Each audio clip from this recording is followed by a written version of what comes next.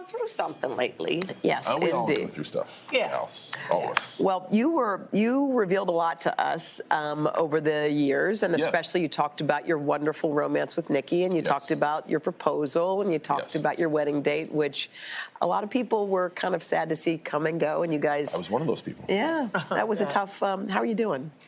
It's up and it's down. I don't want to. I mean, I've always been honest with you guys. Yeah. I also don't want to ruin the viewers' morning by giving us a bowl of sadness soup. It's been up and it's been cereal. down. Sadness cereal. Yes. It's been incredibly reflective, which is amazing, but it's very difficult. I had my heart broken out of nowhere. And, or for me, it was out of nowhere. And anyone who's experienced that knows that it comes with a series of bad feelings. Mm-hmm. But I've looked at myself every day, and I've tried to evaluate myself and the woman that I love. And for anyone out there speculating on like what I'm doing with my life now, I still love Nicole. I still would love to marry Nicole. I still would love to have a family with Nicole. There was an unfortunate set of circumstances where our relationship ended. There's been a lot of speculation recently about me being seen in public, and everyone's thinking like, oh, John Cena's enjoying the single life. No, I was supposed to be married and have a honeymoon over these 2 weeks. It's the first time in 15 years that I've taken a vacation. I am in my house alone, surrounded by these emotionally strong memories, and every day from 6 to 9, I get out of the house and talk to strangers as social interaction. So there's a lot of pictures of me with like, hey, I'm here with this person, or I'm here with this person.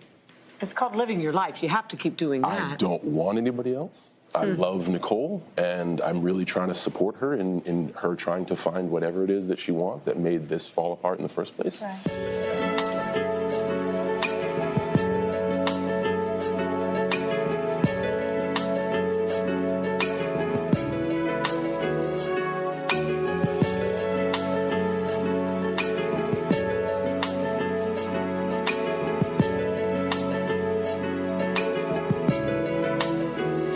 I knew you when I had a friend. Very deeply, love lived within. But somehow we got loose from what was oh so tight. Somewhere we went wrong when we were oh so right. What's a man to do when he just can't take no more? What's a man?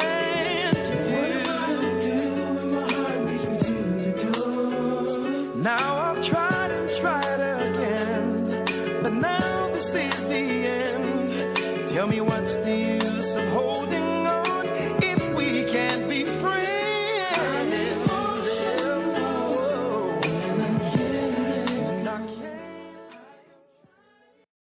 Go there. That's even worse than what he has now. I think he'd go to. He go play with his boys in Houston.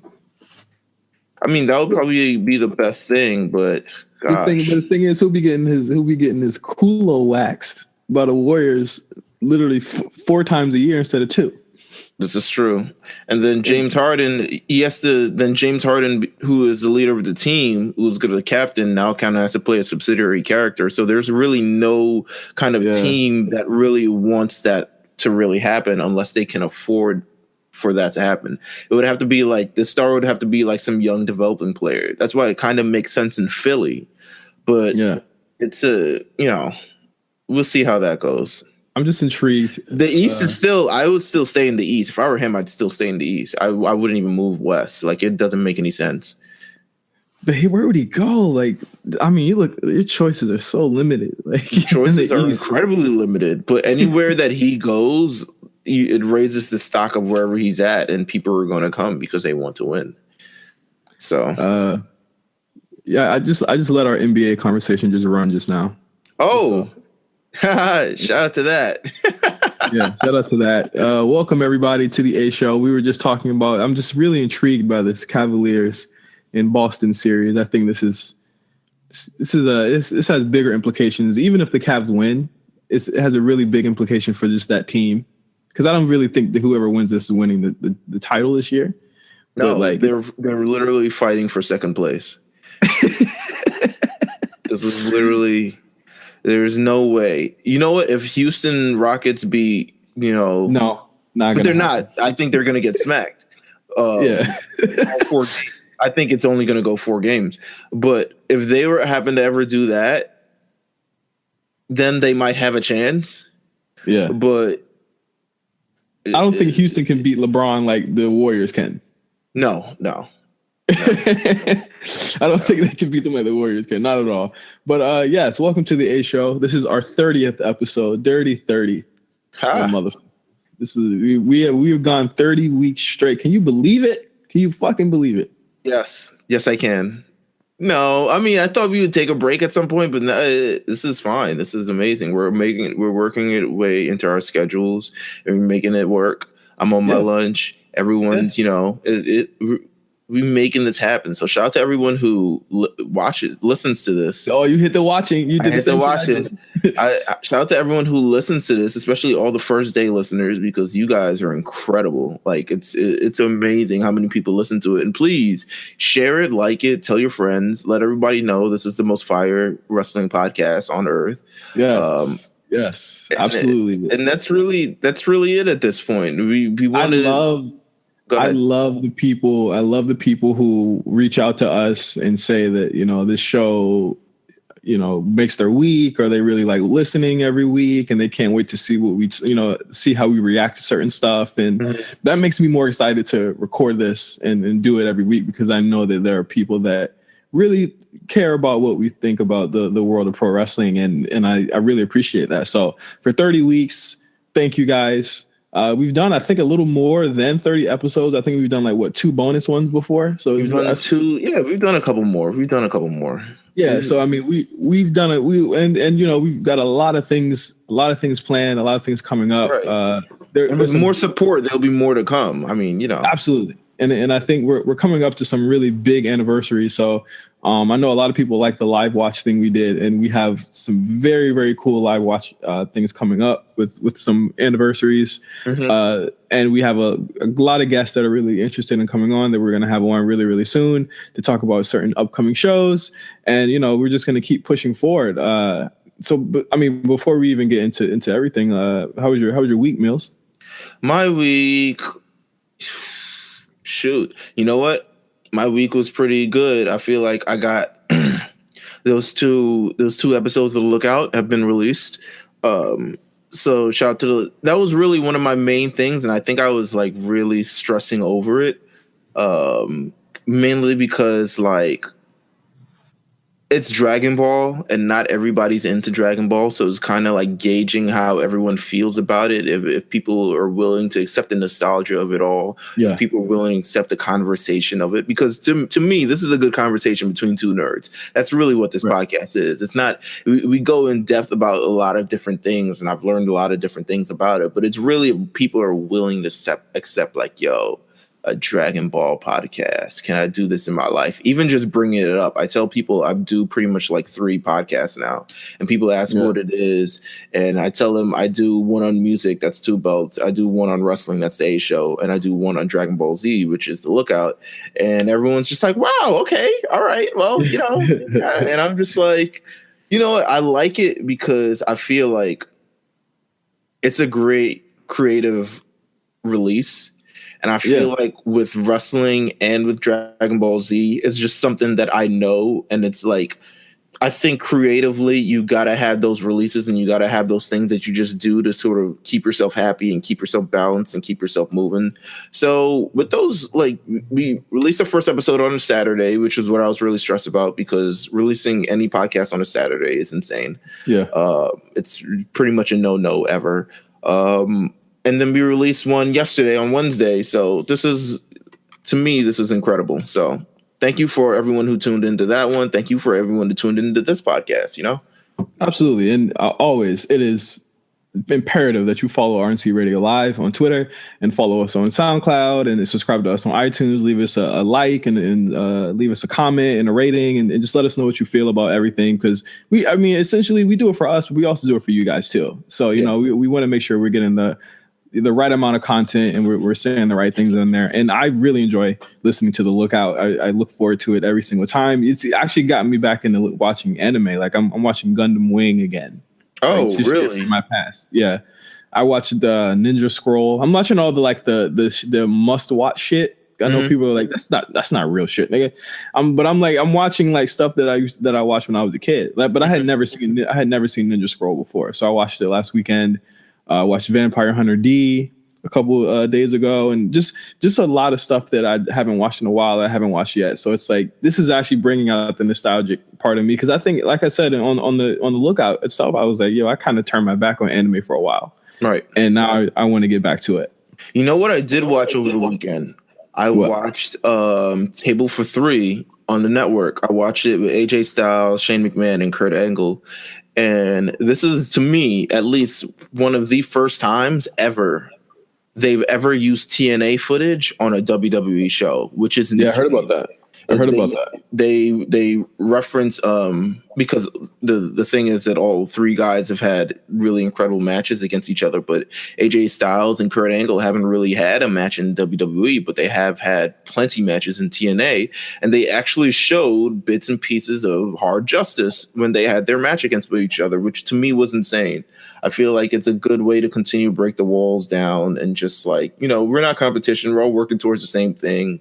Bada, bada, bada. It is what it is. It's not like what it was 10 years ago, which it was closer competition, but still not kind of that close. But it was closer competition with all the major stars there in TNA. But I also heard that Shane McMahon like literally recalled this match like out of nowhere. Like he was recalling spots from this match, and they showed it, and it was like people were like, "Yo, Shane McMahon was watching TNA," and I was like, "Dog, Shane McMahon is like really a student of this shit." Like he's Shane McMahon probably thought at one point, I could probably buy TNA. Yeah.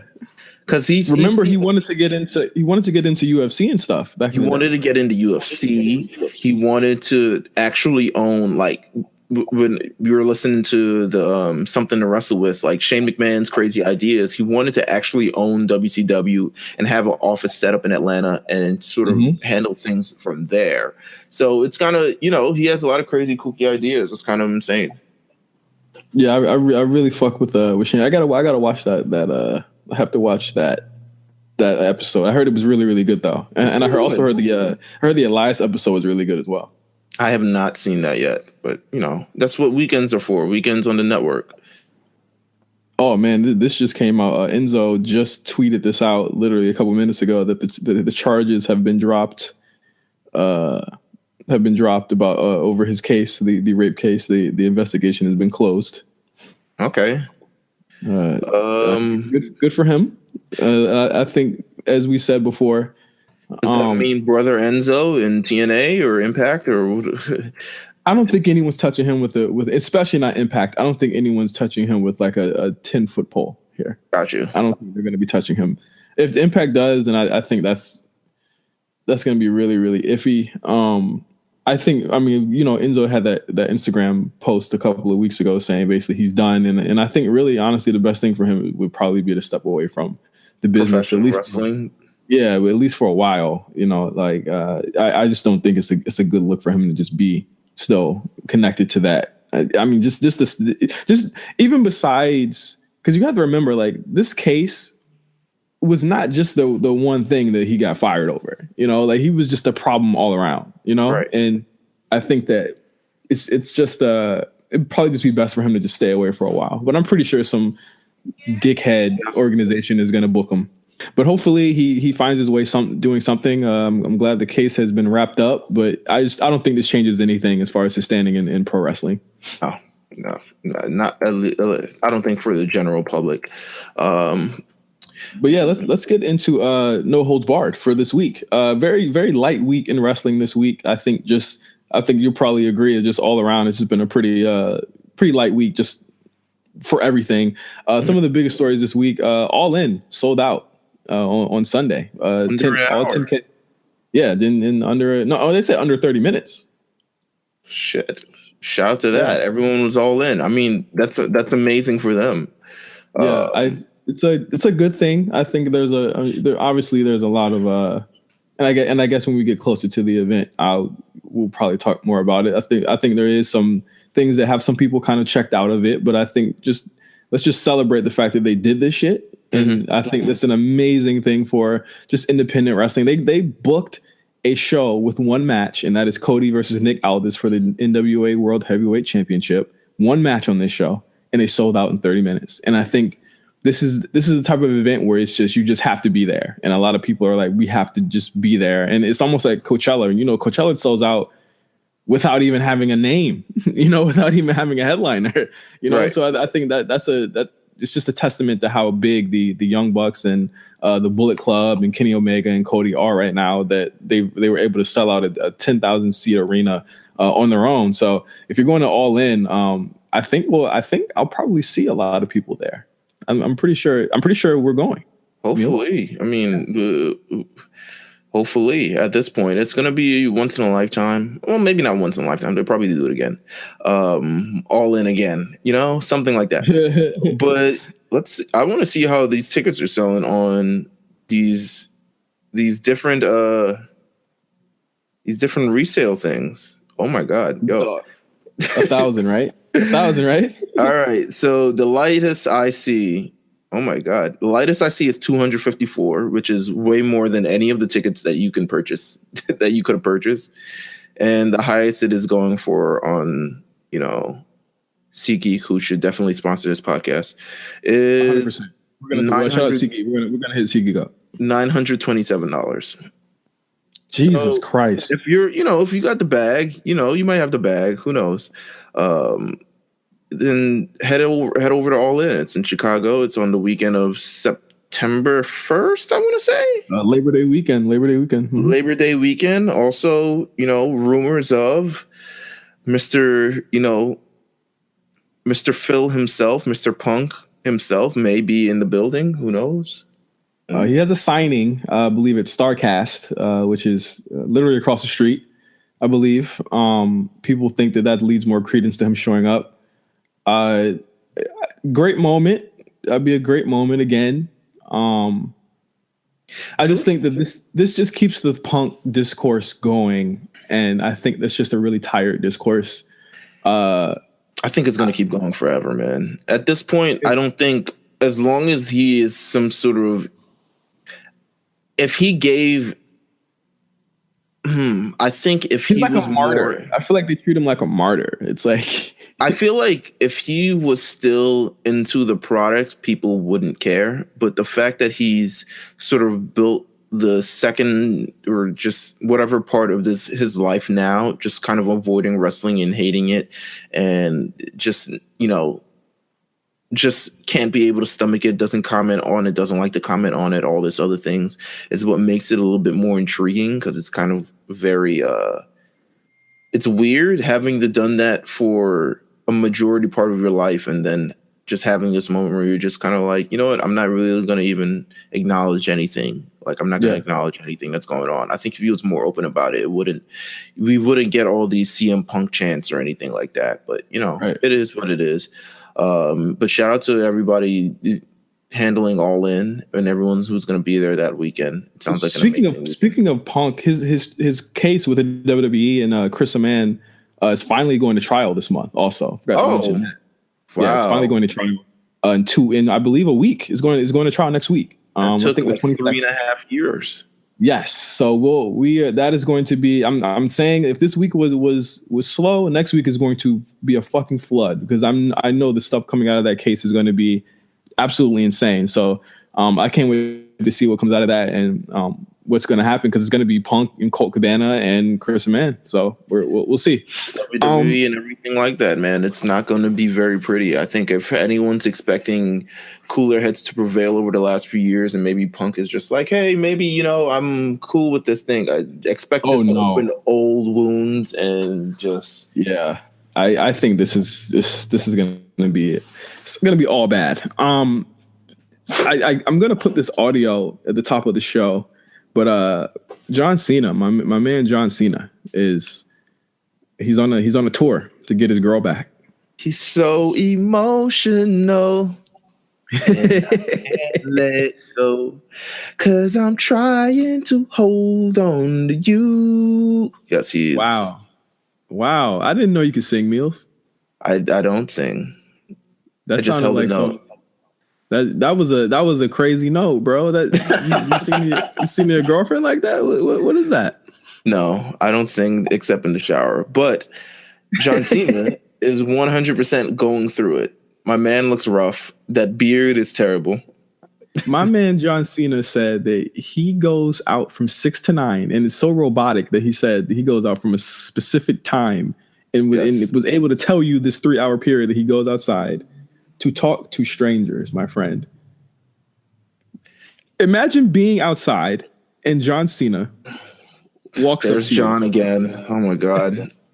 Don't make eye contact. Fuck. And he just wants to have this discussion with you. It's okay. Do you think this is bullshit? There's a contingent online that thinks that this whole what he's doing is complete bullshit. I think, I think it builds up. I think it certainly builds up, not the equity, but at least the star power of John Cena that he has, he's in these tabloids and he's doing all these things and there are all these funny reports about him. But it's just, whether it's bullshit or not, this shit is kind of sad, kind of. Yeah. Yeah, it is. Yeah, he's pouring his heart out. He went on the Today Show earlier this week. And I'm sure he's there. What was he there to promote? I don't even remember. Nothing. He's just there. He's often. He's always at the Today Show. He's always drinking with Hoda there, and but Kathy Lee. He even said on the show like he's on vacation, and I was like, that is like kind of crazy because you haven't seen him in anything. I was like, so yeah, these past 2 weeks he has really been taking a break. Like he hasn't really been doing anything. He was like, yo, this is the first time in like years. I can't remember how many years he said. Like this is the first time I've been on vacation, and I was like, damn. Like you take that into account. Like this guy never took vacation unless he was injured.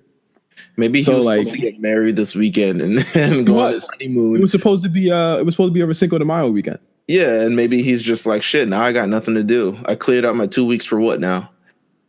So it's still unclear. I'm pretty sure you're gonna have to watch Total Bellas, which premieres this Sunday, I believe, and I think I'll actually attempt to watch that this year or this season just to figure out what's going on. So I guess we'll figure out what really we're being happened. Sucked into it, bro. We're 100% being. Oh yeah, they're giving out the bait, and we're like they're reeling it in. Like they know exactly what they're doing. They're milking the hell out of this like breakup thing.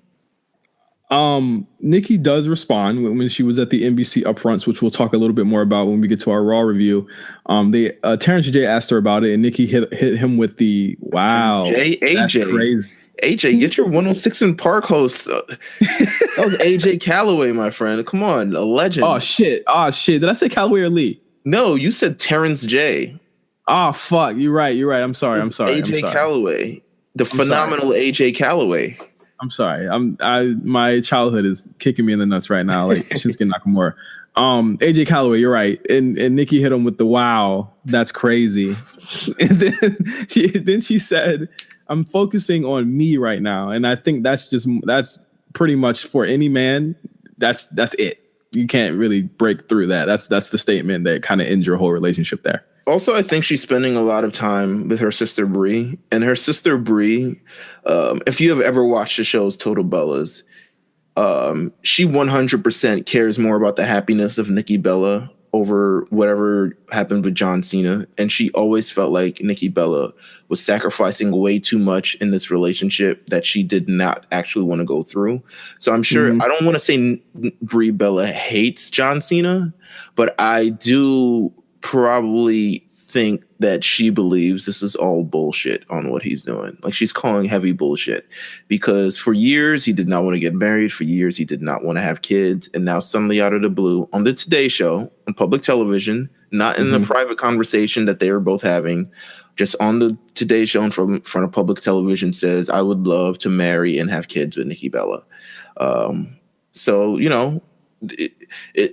so then you have to sort of question like the motives from there. It's like under what conditions, blah, blah, blah, blah, blah, blah. So, we got a couple more weeks of just Nikki and John Cena story before John Cena eventually returns to WWE, maybe for SummerSlam or something. Yeah. And gets reamed in by maybe The Miz or something. I don't know. I'm not. I'm 50-50 on it being a work or shoot. I know. I said a couple weeks ago, maybe 2 weeks ago, we were like, we don't really care. I'm kind of intrigued now. I think intrigued in the story. I mean, I have to see what on Total Bellas how it shakes out. But another story that is constantly developing, literally week by week, is Hulk Hogan being really sorry for saying the N-word and really trying to connect with his fans again with the WWE. He says he's sorry for the few people that I may have. Yeah. I said, really? The few? A couple of us? You're sorry for us? You're sorry for those, the few that you may have offended with your few words that you may have used, all those expletives that you used in that time? Do you think he's sorry? Do you think he's really sorry? I think I posed this sorry question. Because his life has been turned upside down. I think he's sorry. I think he's sorry that he said it because it caused so much turmoil in his life, and he actually lost a lot of diehard fans that he probably had, and the pretty much the trust of all, sort of, not all the Hulkamaniacs, because I'm sure there are Hulkamaniacs like, oh yeah, totally, but like I think there's plenty of Hulkamaniacs, and at least he lost his standing in WWE. He lost a lot of different things with the things that he said and the way that that he believes things. I think he's sorry because he got caught. I think he's sorry because his life has not become better from it. But in terms of just like deeply sorry, I don't know. But to me, also in a sense, it's just like, if they're gonna make him come back, just bring him back at this point. If they're not, then don't. I can't do it. I think that even I think WWE is very aware of what would happen if they did bring him back. And I think they're weighing the options. I think there are two options here. You just don't do it, which I think is the best option. You don't do it, but you still don't let him just die. I think Hulk Hogan is too big to they can't just let him die. Like, you have to play Hogan slamming Andre. You have to do shit like that. Like, do it in a way where you have, like, this is bad, but it's like you still can't, like, you can't moolah him, like, right. Like, he lives in DVD footage. That's where he's gonna live from now on. Yeah, you live in that. He has to live in that footage. You can't just disappear. I don't think you should have Hogan, the character, disappear. But I also think that they know that if they bring him back, they're going to be facing a lot of social media backlash, probably worse than what they did with the Battle Royal in April. And I think that's going to affect their sponsorship money. And I think they shouldn't absolutely not do it, because I think the WWE right now, they care about the bag. And I think Hulk Hogan is a liability to that bag right now. And that they will not do that before they sign this new TV deal. And I think when this new TV deal comes out, I think it's going to be very set in stone what whoever they sign with they're going to deal with and who they're not going to deal with. And if they say, we don't want Hulk Hogan on these TV shows, WWE is not putting Hulk Hogan on these TV shows. And I think we won't really. Do you think there's a scenario where he comes back? Like, do you think like there's like conditions in where he is? Because that's kind of, to me, I'm just assuming the worst. I'm assuming he's back. I'm assuming he's eventually going to come back. That's just, Hulk Hogan is so synonymous with the WWE and their relationship and things. Don't get me wrong. Over the last few years, I haven't minded them moving forward, but I think he eventually, re-signs back. But it's just, I don't think they feature him in a prominent role. I think the only way they do that is if they're doing something, and I mentioned this like in a conversation, like the only way they bring him back is if they allow him to cut a 20-minute apology in live, and then they have him become an ambassador for like a progressive, like anti-racism, anti-bullying type thing, and that's where he becomes the ambassador for. I think that's the only condition that they bring him back. I really think he needs to set up some sort of interview, and not an interview with like the Today Show like he did when it first came out. I think he needs to set up an interview where we see that he's kind of learned from his things. I think you have a really credible journalist. Maybe you have a Dateline. Maybe you even have it on WWE. Maybe you have ESPN. Use one of your, If you do it on WWE, it looks like a work. Yeah, it's already going to look like a work. So it's not even worth it at that point. But it's and my thing is like, you're going to get pushback. And I just don't know if they want to deal with the racial pushback. Like they don't want to deal with that. Right. They just don't. And I just don't think it's worth the headache that they would have to re-sign this guy. And I know a lot of people will be like, will they employ wife beaters and stuff like that? And I'm like, guys, like, it's fucked up to say this. there is clearly a cutoff of when WWE cut off all of the problematic shit that they used to do. They have cut all of that shit off. You know what I'm saying? I think what year would you say they cut off all the problematic? Maybe 2016, 15? Yeah, I mean, once they sort of went public and shit. Once they went public, I think it was really once they enforced that, like, they enforced a couple of different measures, but one of the major ones was that we 100% do not stand for any domestic violence, and anyone who commits any sort of domestic violence will be reprimanded immediately. And it wasn't even like, oh, we're going to wait and see what happens. It was like, no, you're reprimanded. I think that was one of the first steps. And from there on, they were really, really conscious about the things. They would check social media as well. Social media became a major issue 2015, 2016 regarding old tweets, what people said, what people didn't say, what they represent. There was some cases with previous trainers like Bill DeMott who would have, people do things, and then you got that social media uproar. So once that starts to build, I think they kind of step away from it. I don't see them. Yeah, I don't see them coming back from this though. Yeah, to me, it seems inevitable. And I think the thing is, like, a lot of people will be mad and a lot of people will stop watching and a lot of people will turn their backs on this shit if that happens. And I think they really have to think about that. I think this is a bigger issue. I don't want to sound fucked up. I really don't want to sound fucked up saying this, but like, this is to me a bigger issue because it's like imminent to where we live at, like in the United States.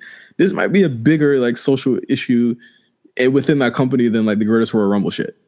Yeah, I think that this is a big issue where it's like, yo, this is now you're now doing this shit with Saudi Arabia. Now you brought back Hulk Hogan. Who are you really trying to please here? And I don't even think like what did they gain from re-signing Hulk Hogan too? Like nothing. Nothing, not really. I mean, don't get me wrong. He's a name. He's always going to be a name. He's one of the things. But I think we moved on from that, and we have John Cena. Like, so we have a lot of John Cena. So and hopefully he will never. I pray. I'm knocking on wood here. He'll never do that.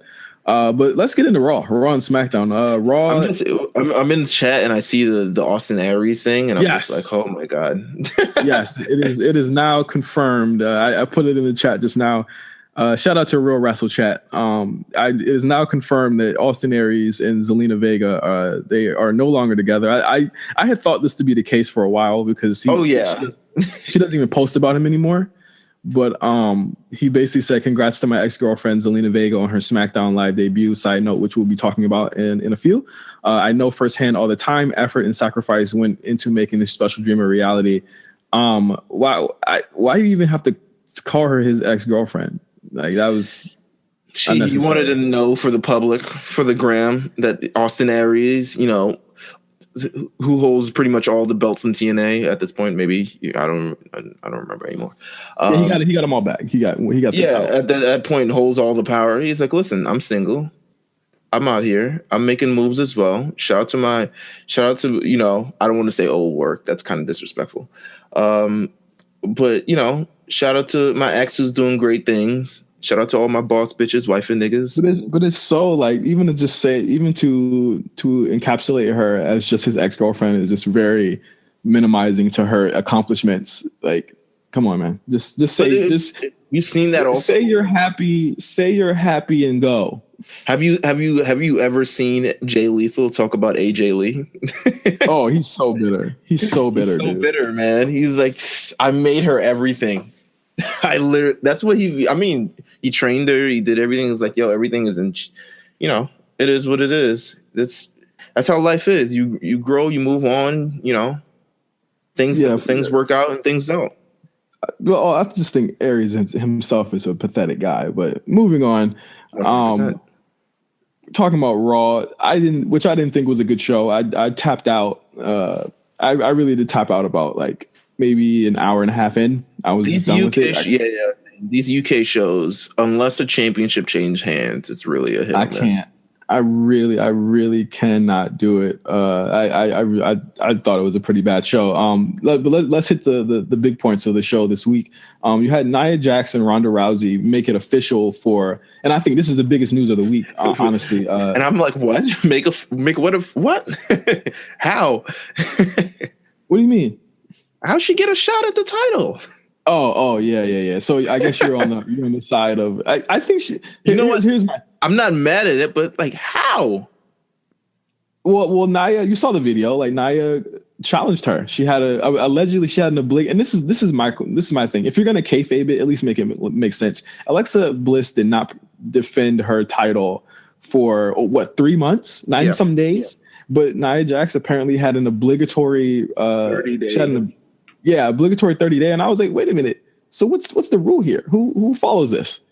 And so that was the storyline here, and she challenged Ronda in a very awkward video interview, or not an interview. It was just a weird type. It's a weird WWE-ish type. Are you ready? Are you ready to challenge me? Like, and it goes back to that one episode where you said Nia. It feels like on her promo she's saying stuff that she doesn't want to say, and I get that a lot from her, and I'm like, I get it.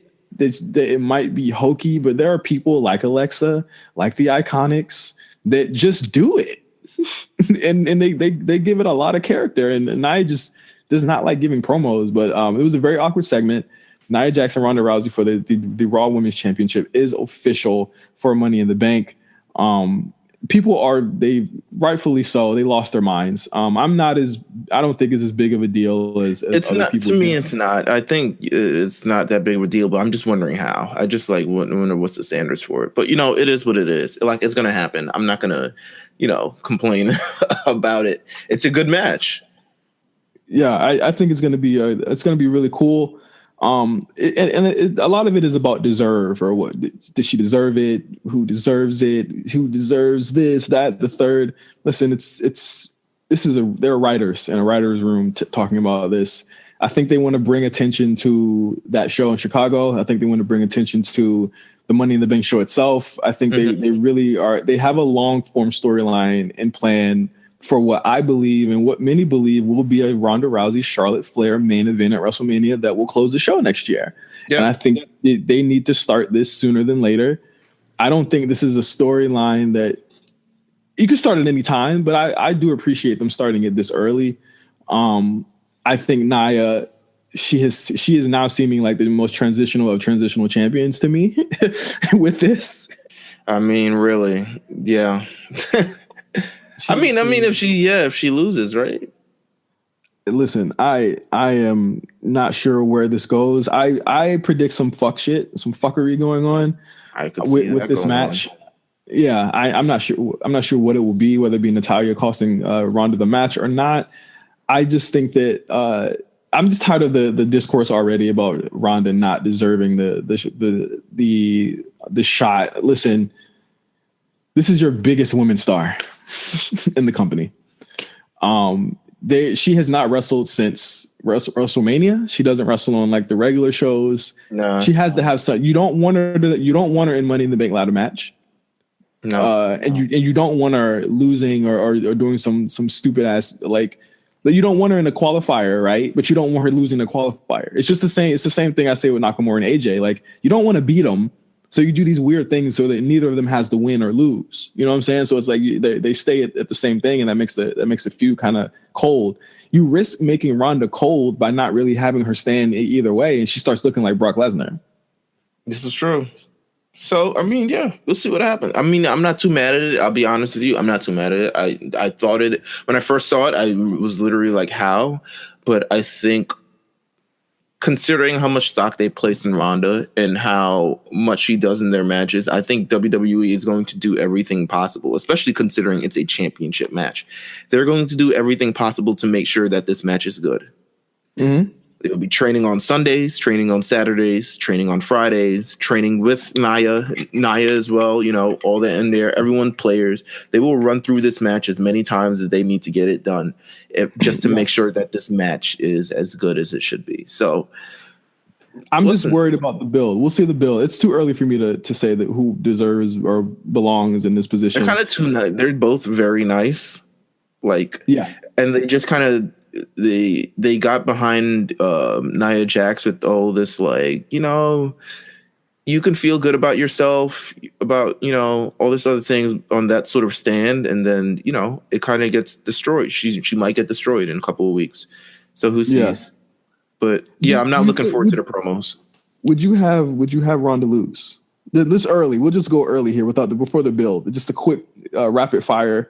I don't think she'll lose.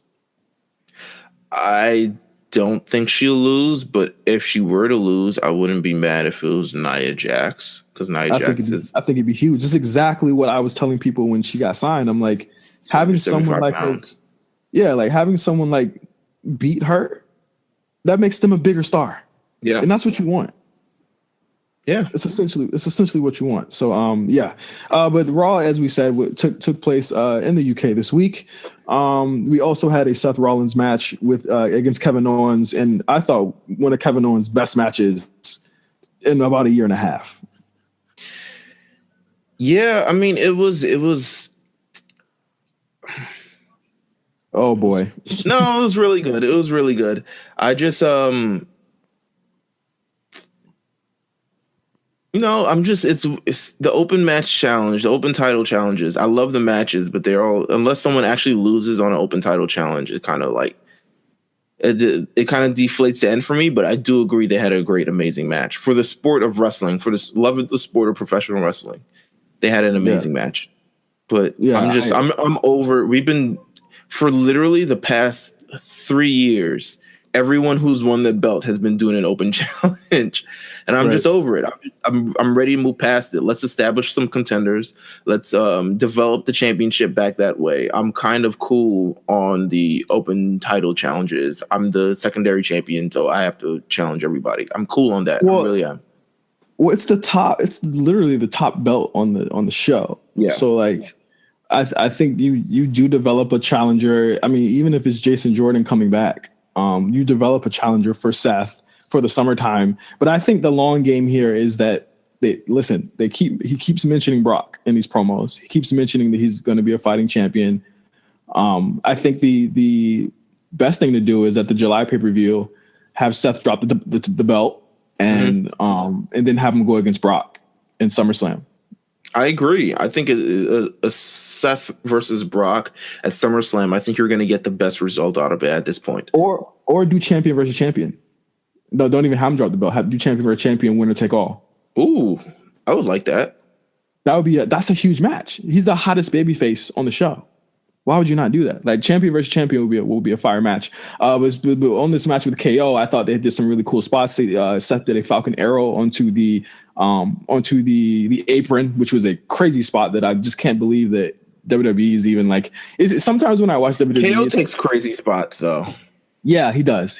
But it's like, I can't believe sometimes that I'm really watching WWE with some of the spots that they do on these shows sometimes, where I'm just like, holy shit, like they're doing literal PWG spots here.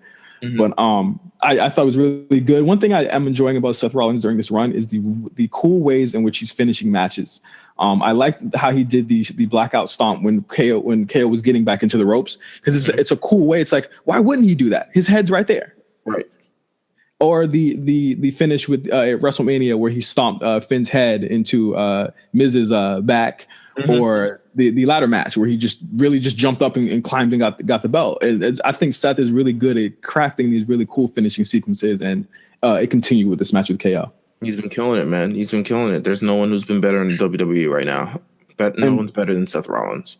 And speaking of Kevin Owens, he is one of the other 2 people or 3 people that qualify for Money in the Bank on Raw, along with Bobby Roode and Alexa Bliss, which completely bewildering me that Alexa Bliss is literally getting all these chances to get the belt back. And I really do think she's going to win the women's Money in the Bank. But how do you feel about these 3? I don't think we predicted that either of these 3 people were going to win. I thought Bobby Roode was in contention for it. I thought Bobby Lashley was as well. But I'd said Bobby Roode was in contention for it. Kevin Owens, I didn't, because he already lost, so I thought they wouldn't have done that. But Bobby Roode, definitely. Alexa Bliss, I can 100% see in. I mean, they put in a lot of time in Alexa Bliss, and to just like kind of pull her back after the 2 years of essentially her run. kind of crazy. Also, WWE has this like fetish for white American blondes. But it's it's nothing that I haven't expected. Do I expect her to win? No. I'm not sure who wins at this point. I think she's a dark horse. She's the definite dark horse to me. I think if there's no one else, I'm dog. If there's no one else, and they change plans, they're gonna change it back to Alexa. She's like Edge. Yeah. Whenever like something happens, it's when like someone gets injured, just put the title on Alexa. Yeah. Yeah, put the title on Edge or Alexa or whatever. Like they'll. That's literally how things work with their top heels. But I would love to see her away from the belt and to get into a new storyline. I thought that she was a shoo-in for Ronda, so we shall see.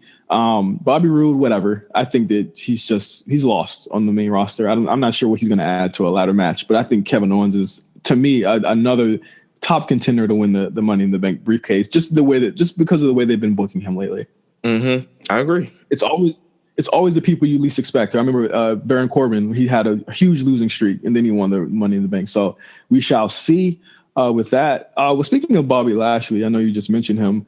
Sami Zayn came out and it looks like the program is Sami Zayn and Bobby Lashley cut a promo, pretty good promo on Bobby Lashley not being the person he says he is, and that he looked on Facebook and he found Bobby Lashley's 3 sisters and he's going to bring them to Raw next week. And I'm wondering, how racial is this going to get? How do you get that going? How does one get that realistically? I thought about that for a second. Yeah. And then I thought, Sami Zayn wouldn't do anything kind of racially charged, racially insensitive. He's a pretty, woke gentleman, I would like to think. I just hope that they don't bring out like some like Love and black women, or some like Love and Hip Hop girls, or some like Bad Girls Club, or something. Just like, 3 African American midgets. Oh, sorry, little. Yeah. Oh man, or 3 bodybuilders or some shit. Yeah, something crazy. It's just 3 guys dressed up as girls. 3 buff guys dressed up as girls, all with names similar to Lashley. So we'll see how that goes. I mean, it's something. At least that interview led to something, Yeah, and we questioned it. Yeah, you're right. We questioned what it was for, and it led to something. Yeah, it did lead to something. So we'll have to see how this plays out. I think big sister angle. I don't know. Whatever. I think Sammy's the perfect guy to go against Bobby. I think he's just a great performer all around. He's a great bumper, and I think he'll make Bobby's offense look really, really good. I'm just concerned with Bobby's character here, and I'm also concerned with Sami Zayn never winning feuds. But we'll see. We'll see. We shall see. Another thing that broke on Raw was not only Roman Reigns bullying Jinder Mahal. The bully not only was Roman Reigns bullying perennial babyface Jinder Mahal the whole show by beating him up backstage and spearing him through walls. He is out of Money in the Bank. Well, Jinder cost Roman Money in the Bank, and he's taking it pretty hard. And I think he's taking it pretty hard. It's weird because, they're trying to build Roman Reigns as this guy to fight the system. He's really he is the system. Come on, relax. Exactly. He's been cultivated from the system. I'm waiting for like a Triple H promo. It's like, why are you fighting it? Why aren't you embracing the system that created you? And all this other meta shit that probably should happen. That'd be awesome. That'd be an awesome turn.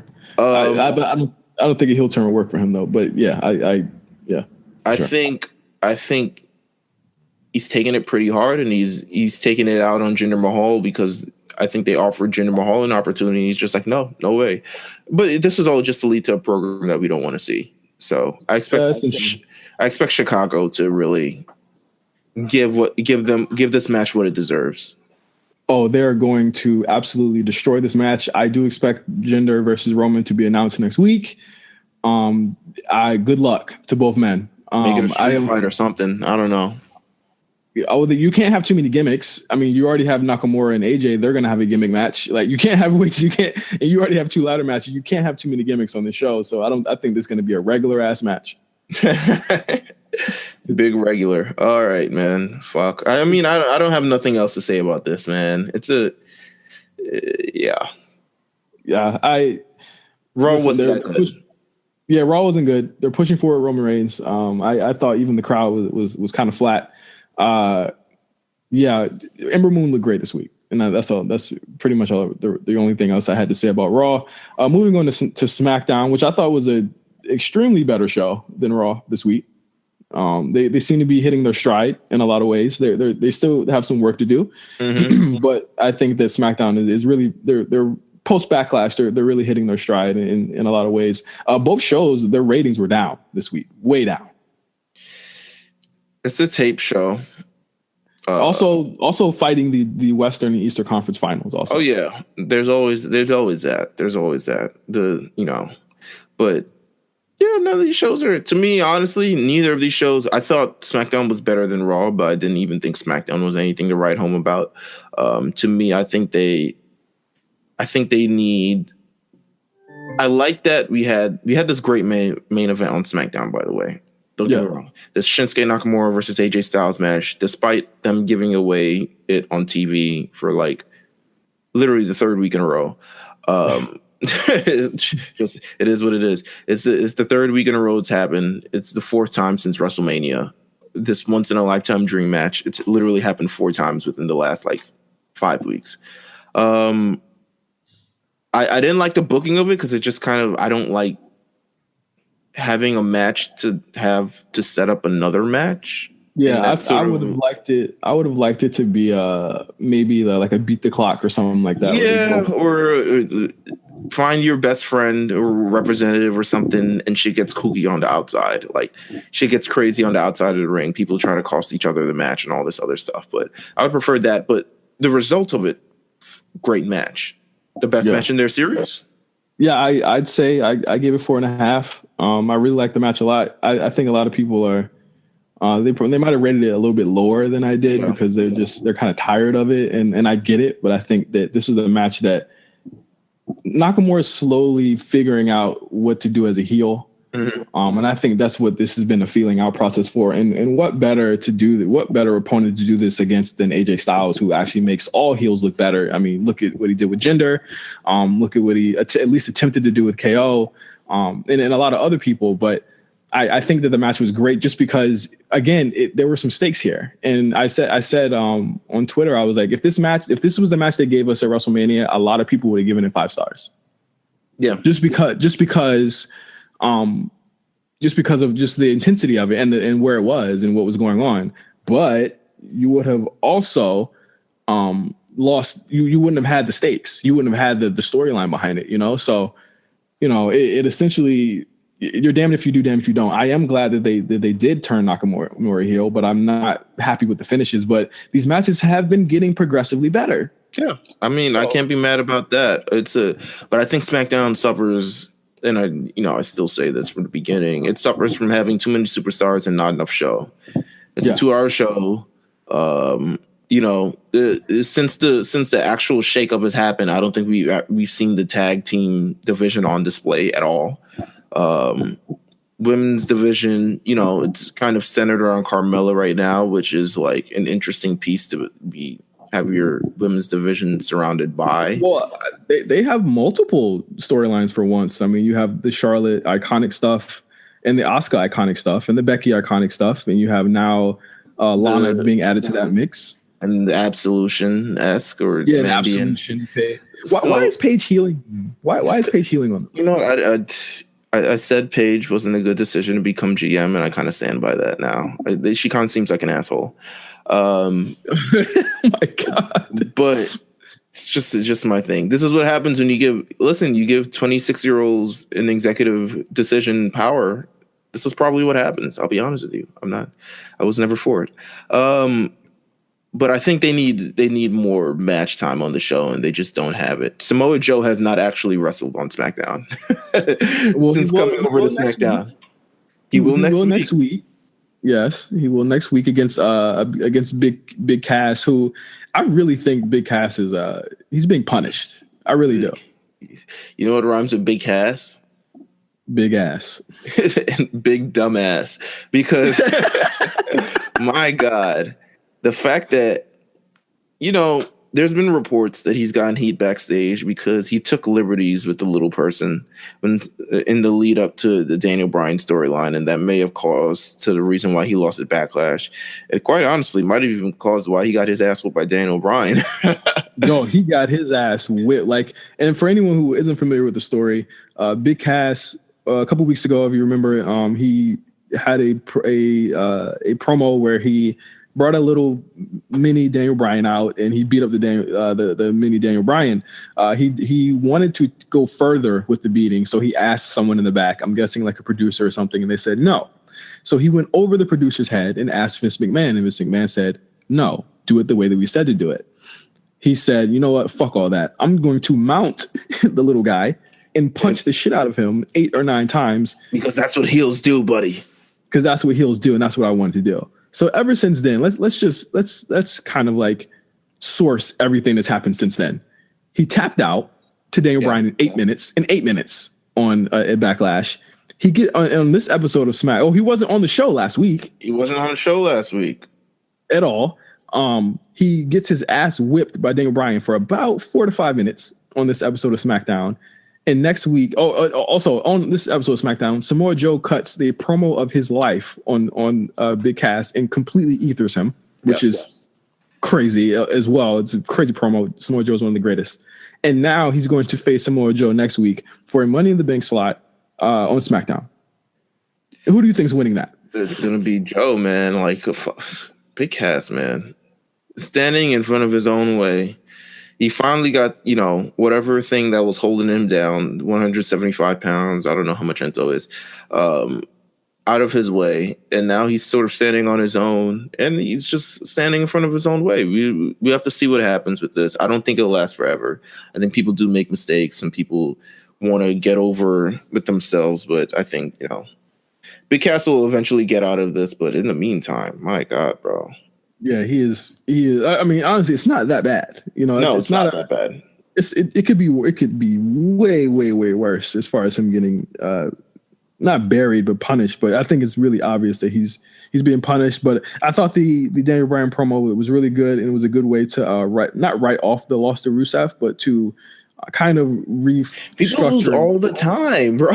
I know. But people got to remember, they weren't sold on Daniel even when he wasn't retired. They weren't really ever sold on him, and he did lose a whole lot. And I'm like, why are we starting the show with this? People lose all the time. Multiple people lost on this show. There's not going to be a promo where they dwell about it. It's kind of crazy for a guy who lost most of his career. I'm sure his winning percentage is trash. And he's just, but it is what it is. It's storyline. It's the storyline. I think the storyline is as he said on SmackDown, where he's just been happy to be back, but now he needs to take it serious. And I think that's a cool way to. I mean, we pretty much guessed that was the story of him being back, and he was a little rusty, and now he's back, and he said he wants to go after the title. Listen, I think there's no better storyline than Miz having the WWE title and cashing in, and then having that title program be with Bryan. But I also think it's dope, even if you don't do it and you don't have a belt with that, because I think you stretch that to WrestleMania, and that's a fucking great storyline. But that was a great promo. I thought it was good. Big Cass came out and got his ass whipped. But let's talk about Andrade Cien Almas, which is something, admittedly, I did not see on social media, but a lot of people are very upset about his debut. You'd think he lost. You'd think he got beat by a jobber, but he beat a guy in 1 minute. Zelina Vega got a really got an okay promo, and that was his debut. I didn't find anything wrong with it. I didn't find anything wrong with it, especially on a show that's taped that they probably assumed ratings would be down. Maybe they could have brought ratings up if they had a really high, thing match, but it is what it is. I'm not really mad at the debut. Let's get Cien Almas. There's not that much time in the show. We got to build this character. Let's start off in squash matches that don't last that long and doesn't really take away too much from the show. To me, it's just a smart decision. Yeah, I don't know where they want him slotted. And admittedly, we did say, okay, just have him a debut, have him be in the Money in the Bank, have him beat Jeff Hardy his first night. And you know what? Maybe that's not where they want to go. Yeah. But as long as he's not losing, as long as he's not going 50-50 with Dolph Ziggler or somebody, he's fine. I think he's fine right now, honestly. I hope so, man. But I think he is. Like come on. I think he's a shoo-in. I think he's a U.S. title shoo-in, and I think he's Jeff Hardy's next program. I'm just going to be completely real. He probably is at this point, and I'm hearing news that Jeff Hardy may be injured. Yes, he injured himself in a dark match on SmackDown on Tuesday night as well. What a way to go! Yeah, I would be like, why am I even wrestling this match? That's what I would say. I would literally say that. It was like, why was I even put in a dark match? If you don't want me on the show, don't even put me in the show. And then they would say, what are you talking about? You have to do a dark match even if you don't show up on the show. What the fuck are you talking about? Oh, my God. You got to get paid. In a match with The Miz? Come on. What did Jeff Hardy do? What did he do to himself? Come on. So, I think I really think there's a lot of overreaction going on with Andrade. He looked good. He showed fire. I think that this tandem and this team is something that is very unlike anything on the roster right now. I don't think we managers aren't very they're in very short supply on the main roster, and I think so when you have an act like this with Zelina and Andrade, there's no one else really like them right now. So I think that they are automatically stand out because of their dynamic. So I think he'll be fine. We'll see. You have to judge these roster changes and these additions 6 months ahead and not a week. And I think people forget about that. Let's see where he is in September, and then we can talk. Right. Just like I do you think that the Bludgeon Brothers are being they're being set up for sanity right now? Yeah, I think so. I don't think there's anyone left, right? Like it's got to be sanity. I mean, they could do the club, but I'm pretty sure they're just like Well, the club was part of the Burnt Toys and their promo. I think all of the tag teams were part of the Burnt Toys. They never even beat them. They like beat them by like association, but it's kind of like they never even fought them. How are they in the scrap heap of toys? I don't get it. I do find it odd. I did find that part odd, but I think that they're setting up for the sanity, which should be a crazy feud. I think like a big Hoss feud will be dope. And then you also have, I love it. Yeah, and you also have like chaotic neutral sanity where they're not really faces or heels, but they fight everybody, and I think that's a cool story for everyone involved. You also had a few Money in the Bank qualifiers this week. The New Day, who will pick one member to join the Money in the Bank field, and Becky Lynch, surprisingly, qualified for Money in the Bank. I like Becky's inclusion. Me too. I like the little triple threat sort of action that they had on the show. I thought it was a really smart way to book everything, even though Paige is an asshole. New Day, surprising. I think everyone was like, "Yo, why haven't we done this with New Day before?" But they're finally get the opportunity, and they're dark horses to really win this Money in the Bank match. Like I wouldn't sleep on New Day entirely. I wouldn't sleep on them and Finn Balor, even though I think Miz is going to win. I wouldn't sleep on those two. I would really love for them to swerve everyone and really give it to Finn. I think Finn needs to win a big one. You know, even if he doesn't win, I think the greatest story to me would be to have Seth beat Brock. I know this is crazy. This is crazy fantasy booking. It's not going to happen. Have Seth beat Brock, have Finn cash in, or because I mean it's not going to be Roman, obviously, right? And they're not going that way with Roman. Have it happen that way. That's fine. Yeah, I mean, if I had to choose a winner, I would. Now seeing this sort of how this is lining up, I would love Miz to win. Don't get me wrong, but New Day. There's so many different opportunities to go with New Day. Yeah, I don't know. I think it'll be big. I think it'll be Big E if they do choose someone. I think this is Big E's singles coming out party for sure if he is chosen. And I do think that if you just have Big E do a singles run, there are a lot of new matchups for him that he couldn't do because of the New Day. You could see Big E and Andrade You could see Big E and shit, Jeff Hardy. You could see Big E and a lot of people going against each other, and I think that makes it very, very exciting. And they also, to be honest with you, they freebird rule the briefcase. Like, it really is kind of like anyone can cash in at any time, and it could be any one of these three, and you kind of really don't know who's going to cash it in. It's the New Day being in this match. They're sort of the representatives of this match. I don't know. It's kind of, we'll have to see how this goes. Yeah, it's gonna. I don't think Big E will win, but I do think that a singles run for him is on the horizon, but not necessarily a split of the New Day. I think there will be like some sort of repackage for him. One big match was made for Money in the Bank as well on SmackDown, and that was Carmella facing Asuka for the SmackDown Women's Championship.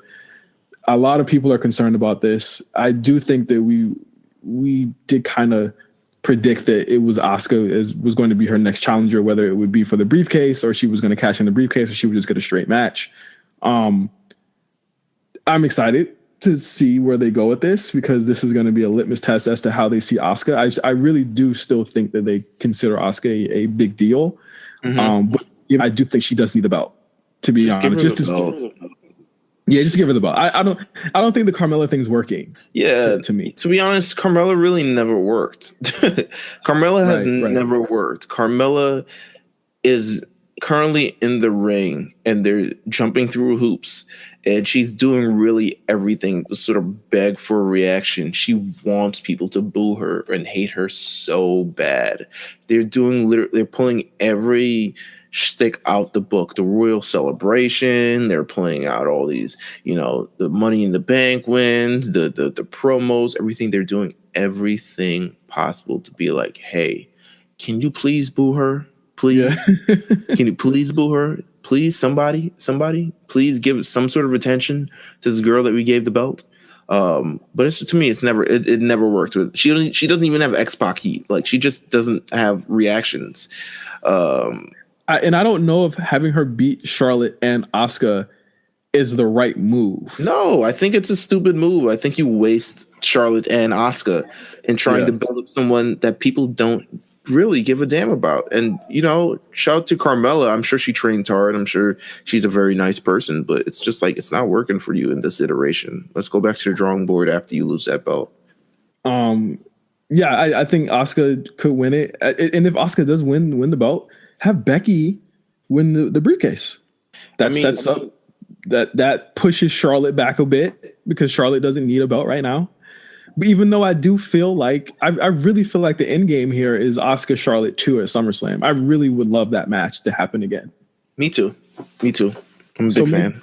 Maybe Charlotte does win the briefcase, even though it's the predictable outcome. I think sometimes predictable is good. And in that case, you have Asuka Charlotte go against each other for the belt and have Asuka get her win back and have it set at 1-1. And I think that's the rivalry that you go back to, like the Sting Flair thing. That's the Sting Flair, And you have it. You go back to that rivalry every so many months or every so many weeks or every so many years, and I think that's just a great rivalry.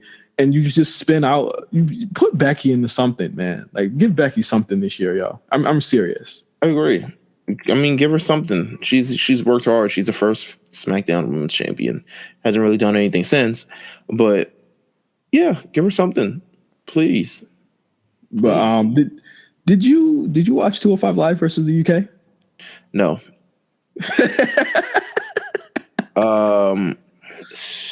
I catch it sometimes. Don't get me wrong. I'll catch 205 Live sometimes.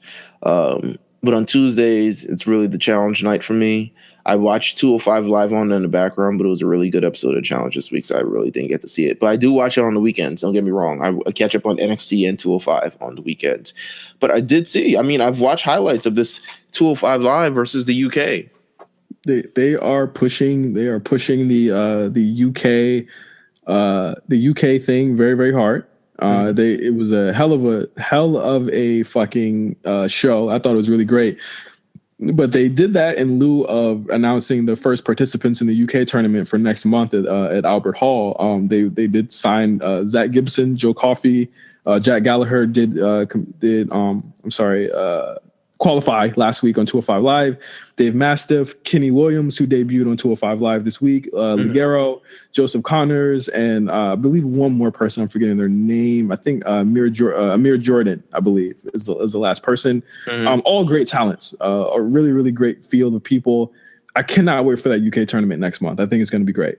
I think it's going to be fantastic, especially with what we had last year as well. It was kind of new. It was kind of a different type of way to do things, and we got a phenomenal match out of it. We got a phenomenal main event, and we were really introduced to a lot of young stars that really can pull amazing matches out their ass. And yes. I think it's a phenomenal thing. So you know what? It's a good showcase to get people ready for what's going to happen on network. And one more thing before we take off here, and if you don't want this spoiled for you, I would advise you to skip ahead maybe 4 minutes. I want to say, or maybe tune out. Happy Rusev Day to you. You know? Maybe tune out. I want Rusev Day for the non-spoiler crowd. I want to touch on the current for what we think is going to be the current field of NXT Chicago 2 matches. Okay. As you know, the new tapings for NXT start tonight, and a lot of matches will be made. I'm just going to go over the card right now. Sure. What is rumored? Ricochet versus Velveteen Dream. I like it. Nikki Cross versus Shayna Baszler, which we predicted. It's kind of crazy. I kind of like it. Aleister Black versus Lars Sullivan for the NXT title. Yeah. I'm not mad at that. Let's see what Lars can do. We'll see what Lars is the only heel on NXT that is treated like a heel. Other than Tommaso Ciampa. Him and Tommaso are the two pure heels on that show. Yeah. I mean, I'm sure that will change after this episode, after this takeover. But yeah, I agree. And Aleister Black versus Lars Sullivan for the. Oh, no, I'm sorry, not that. Tommaso Ciampa, I'm sorry, versus Johnny Gargano in a Chicago street fight. I'm a little worried, but I think here's my thing. I'm worried, but I know that they will make this different from the unsanctioned match.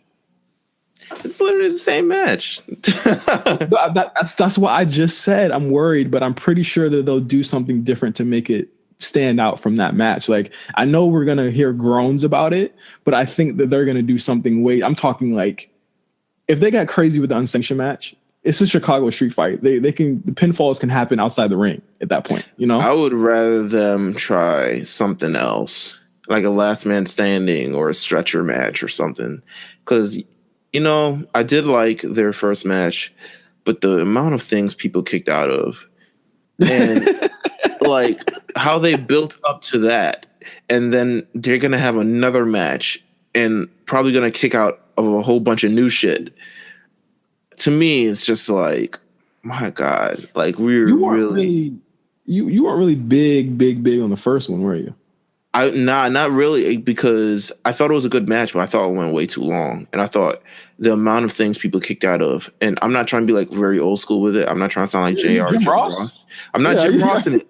I'm not Jim Ross in it right now, but I'm like, yo, my man really kicked out of like an Avalanche Emerald Fusion off the top rope. Like, like how are we supposed to believe anything is like the final anymore? Like, you really kicked out of it. Like, there's so many things, and it's just, to me now, this opens up. This is a street fight, and I'm pretty sure there's gonna be weapons involved, a lot of different things, all this other stuff, and in the build up to it. For those who want to, we already put the spoiler tags on it. There's going to be blood in the build to this match. So they clearly want to push the limits of everything, but damn, like, as long as it doesn't go 45 minutes again, to me, that was overkill. Well, the thing about it is it has to be blown off in the same place that it ended. And I think this is the blow off for this feud. I would have, I'll wait to see the episodes before they come out. We do know what happens in these episodes, but and right now I think it's a strong card. I think it's a really good card. And and they haven't announced this yet, but it is being rumored that it's going to be Undisputed Era of Kyle O'Reilly and Roderick Strong versus Oney Lorcan and Danny Burch for the NXT tag titles, and it has not been booked for a match yet, but I'm hearing that Adam Cole won't be on that show because it will literally be like days before they have to all go to the UK for the UK stuff that they'll be doing over there. So I'm not sure. I'm not sure what Adam Cole has going for those shows, and EC3 isn't booked on the show as of yet. I don't believe that. I want to see a good 6-man. I want to see the Brits versus, the Undisputed Era. To me, I thought it was a shoot. You're getting that on the UK show that next weekend. That next weekend they're gonna be airing it on the network, the UK stuff. The Undisputed Era versus the Brits. Yeah, they're doing BSS versus Undisputed that next week. That's why I'm saying like it's not really imperative. That's why they're not booked on the show. So it's not really imperative to me that Adam is really on the show, to be honest. Okay, I mean I didn't know that. And it's British Strong Style versus the Undisputed Era, you say? Yeah, the whole Undisputed Era. Yeah, it's gonna be a 6-man, and I think that's your match there. But you got to save something because then you have like Brooklyn, like 3 months after that, or 2 months after that. So it's like you got to save something. So I think Chicago is going to be. It might be a 1-match show unless Ricochet and Velveteen like really like they will. It's a 5-star classic. Yeah, they'll show out. Yeah, so I think it's gonna be interesting. But yeah, that's the spoiler. That's the spoiler section of the show. Definitely watch NXT. These tapings look absolutely Kathy amazing. and Finn broke up. Oh my god, I can't. Love is not real. Listen, she's an android, so she's definitely not a real person anyway. So I stand by that. That woman is too good looking to be of our race. So wow, or any race, like it's crazy. Yo, my man said it's main event season. All right, I love it. But yeah, that is the A show for the week. Thank you for listening to our 30th episode. As always, subscribe to us on iTunes and SoundCloud. RNC Radio Live is the name. We just put out a crazy Janet Jackson playlist today. Thanks, Call Me Dollar, for curating that for us. Happy birthday, Janet Jackson. You can find that on RNC Radio Live's Twitter. We will also be re-upping RNC Radio, the main playlist, very, very soon. Yeah, is that tomorrow. Right? Yeah, it's tomorrow. Tomorrow. Yeah, tomorrow. It'll be out tomorrow. My God. Also check out The Lookout with Meelz and Jeff. And you can also check out RSPN with Jeff and Mark. And you also have The Perfect Play every Friday from my boy Huey and The Perfect Play. And we will be having a new episode of RNC Radio with Cliff Skywalker this week. Holy shit. Yes, he is in town this week. So definitely check that out. So that will be out by the end of the week. And for anything RNC related, you can follow me or Meelz on Twitter or Instagram or whatever at OGJohnny5 and at Meelz TV or at Meelz on Instagram. Go check out all of his fucking workout pictures and shit. He's got literally. I don't really post on Instagram crazy. I mean, you don't got to follow me. It's nice if you do. It is what it is. When I get my cloud up and I get my Instagram, on decky, I'll make sure to promote that and pump that out. But you don't really have to follow me at this point in my life right now. I'm just saying. I'm just going to be honest with you. I'm not really like on Instagram real hard. I'm not like you. I'm not doing big things on Instagram like you. Right. I'm out. I'm done. Okay. Until next week, guys, for the 31st episode of the A Show. This has been the 30th episode of the A Show. We'll see you guys next week. Peace out. Happy Rusev Day.